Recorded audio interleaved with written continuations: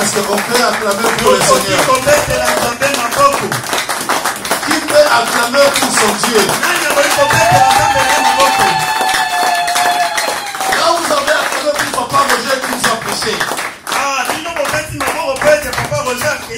Mais vous n'avez pas encore acclamé pour Dieu qui a appelé Roger. Est-ce qu'on peut acclamer pour notre Seigneur Jésus-Christ?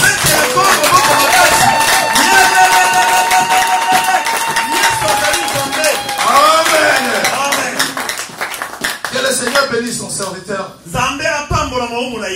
À travers la prédication d'aujourd'hui, je bénis grandement Dieu parce que je vois que nous évoluons. Amen. Hier, on avait bien mangé. Pour ce qui concerne le tabernacle, quand on dit l'école du tabernacle, quand on va à l'école, c'est pour aller apprendre quelque chose dont on est ignorant. Quand on va à l'école, c'est pour aller acquérir la maturité. C'est pour aller acquérir la connaissance. Durant ces 3 jours, Dieu nous a invités afin de nous faire croître spirituellement, afin que nous puissions comprendre certaines choses que nous ne connaissons pas. Alléluia. Le prédicateur d'hier, il avait parlé, il avait défini le tabernacle. Il a dit que Dieu avait besoin de faire de la rencontre avec son peuple. Dieu avait besoin de faire de la rencontre avec son peuple. C'est pourquoi il a donné la vision à Moïse. Il a dit, Moïse, tu vas construire le tabernacle. On te m'a dit la tente d'assignation. Les liens de rencontre. C'est là où l'homme va se rencontrer avec son Dieu. Écoutez-moi, bien-aimé. Dieu n'est pas partout. Alléluia. Il y a ce seul endroit où l'homme doit se rencontrer avec Dieu. Oui, tu peux me dire que Dieu il est omniscient. Dieu il est omniprésent. Mais moi je te dirais que Dieu avait besoin de liens pour se rencontrer avec son peuple. Amen. C'est pourquoi il a donné la vision à Moïse. Tu vas construire le tabernacle. Les liens de rencontre. Amen. Frère. Il y a un jour, j'ai appelé, tu sais, mais toi, pourquoi tu viens à l'église? Il a dit, non, pasteur, ce jour-ci, je prie à la maison.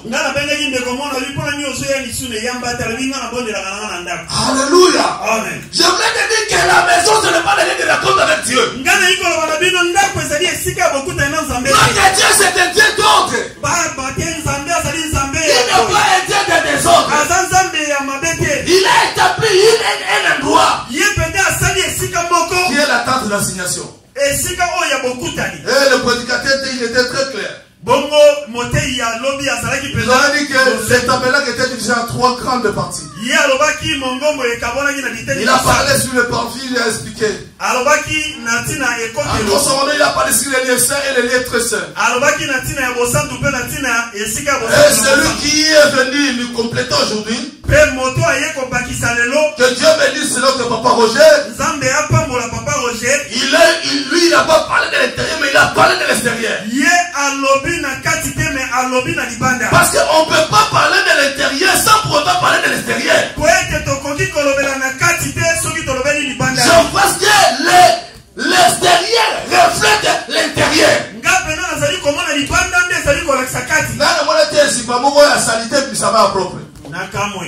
Alléluia. L'extérieur reflète l'intérieur. Amen. Il y a un homme qui a dit que Liban des Akatite. Oui, il a raison. Amen. Amen. Tu peux avoir un candidat pourri, mais il va devoir piété. Yokalika. Alléluia. Amen. Les gens te voient comme ça, aux animaux de Mogo qui toquent. Bien embelli, mais tu as un candidat bien pourri. Alléluia. C'est pourquoi on ne peut pas parler de l'intérieur sans pour autant parler de l'extérieur. Il faut commencer par l'extérieur.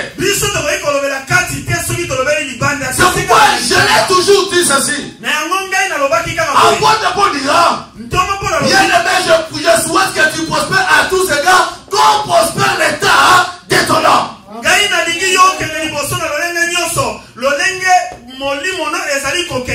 Si ton homme est prospéré, cela commence par l'extérieur.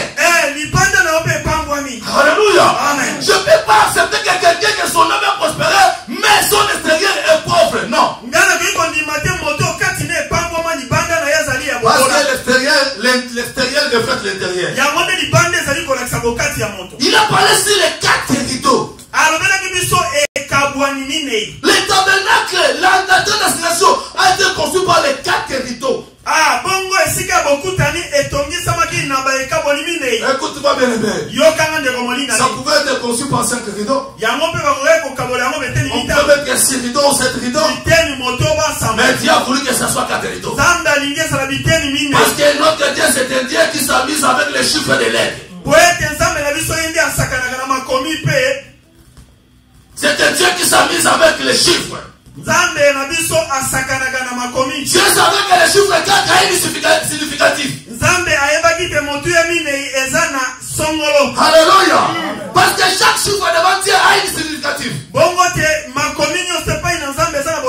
Les chiffres 4, c'est les chiffres de l'évangile. Dieu, lorsqu'il est venu sur la terre, il avait 12 apôtres.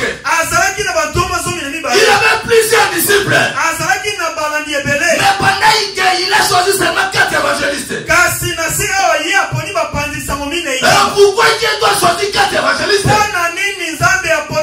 C'est un enseignement pour l'église.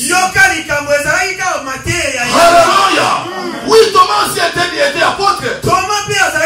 Mais dis-moi, quel est l'évangile que Thomas écrit? Alléluia. Il y avait plusieurs apôtres. Judas était aussi apôtre. Mais dis-moi, quel est l'évangile qu'il a écrit? Mais Dieu, il a choisi que 4 évangélistes. Parce que cela a une significatif. Tous les 4 évangélistes, lorsqu'ils sont venus, chacun a présenté Christ de sa façon. Parce que les rideaux qui construisaient les tabernacles, chaque rideau devait couvrir une partie. C'est pourquoi les 4 évangélistes, lorsqu'ils sont venus, chaque évangéliste a présenté Christ où il a prêché la parole selon la connaissance qu'il a reçue du Seigneur.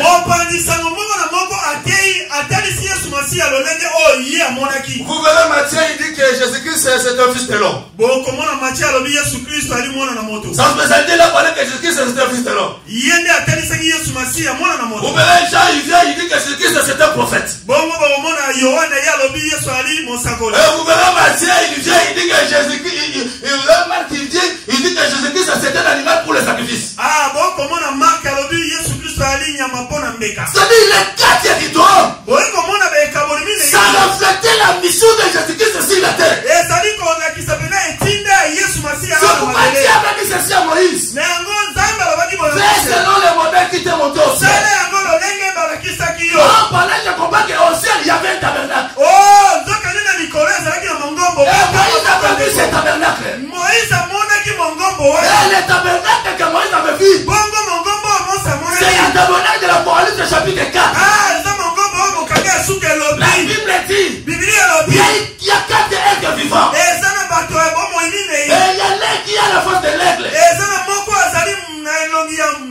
L'autre il a la face de bête. L'autre il a la face de l'homme. Il y a 4 évangélistes. Et l'autre, le dernier il a la face de l'homme. C'est ça le tabernacle que Moïse avait vu.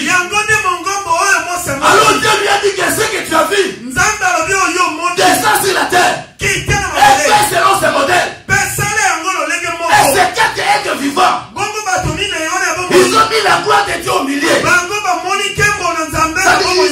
Ils ont mis la gloire de Dieu au milieu. Les gars ils étaient là pour garder la gloire qui est au milieu. Les gars qui nous approchent aujourd'hui. Les quatre rideaux. Ces quatre rideaux avaient une mission. Quelle était leur mission? La mission était de garder la gloire de Dieu qui était dans les lieux Dieu seul.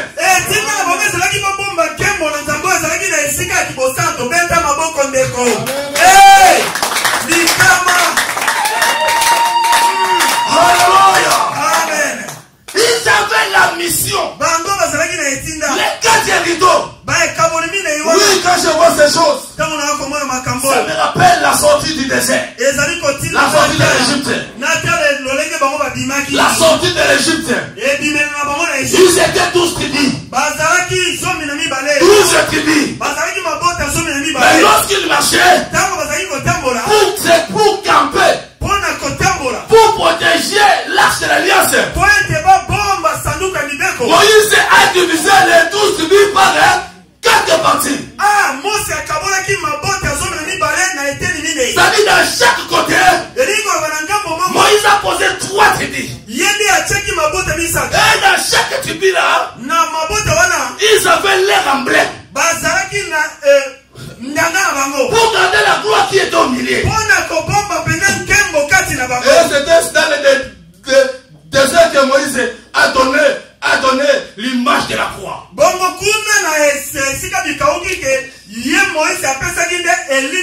Ils étaient tous unis. Mais pour le campement, ils campaient à poisson de 4. Ils étaient 12 apôtres. Mais pour écrire l'évangile, il y a quelqu'un qui a écrit.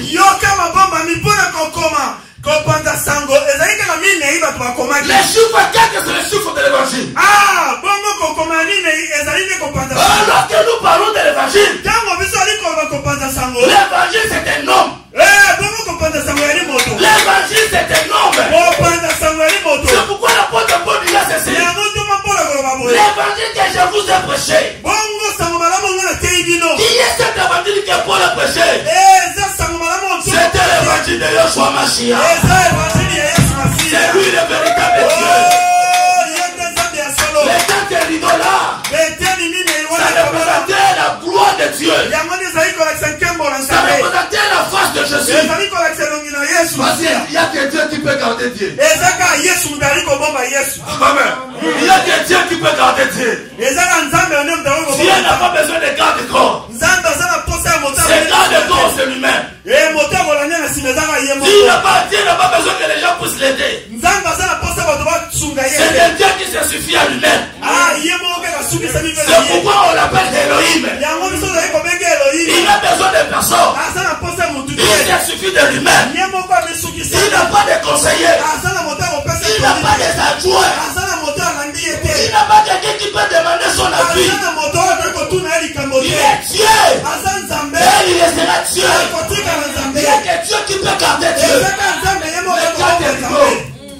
Qui reflétait la gloire du Seigneur Jésus. Qui reflétait la face de Jésus. Qui reflétait la gloire de Dieu, qui devait garder la gloire qui est au milieu. Que le Seigneur vous bénisse.